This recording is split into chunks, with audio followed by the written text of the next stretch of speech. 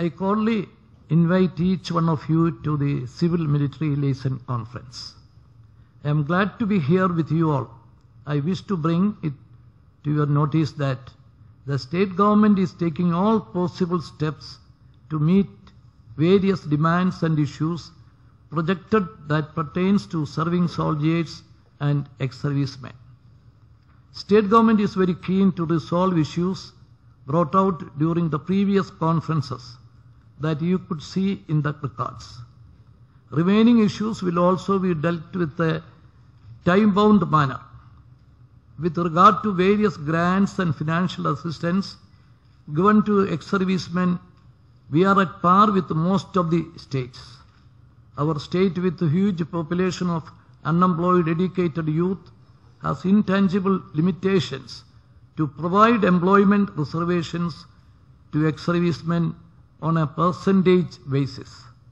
However, government is extending benefits like age relaxation, weightage mark, and reservation in some of the posts in various departments.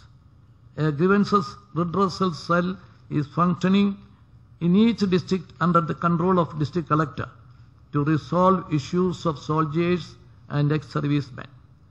I may also suggest that the civil vacancies in the defense establishments and CST canteen may be earmarked to dependents of war heroes who are disabled and died in harness cases, and these appointments may be done through Department of Sainik Welfare. Sharing of canteen profits for welfare for ex-servicemen is another area which must be looked into. We are giving much importance to the issues raised by the defense forces.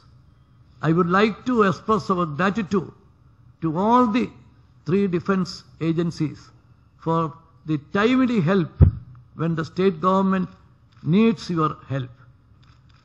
My government is open for discussions on all issues for the betterment of all the three forces.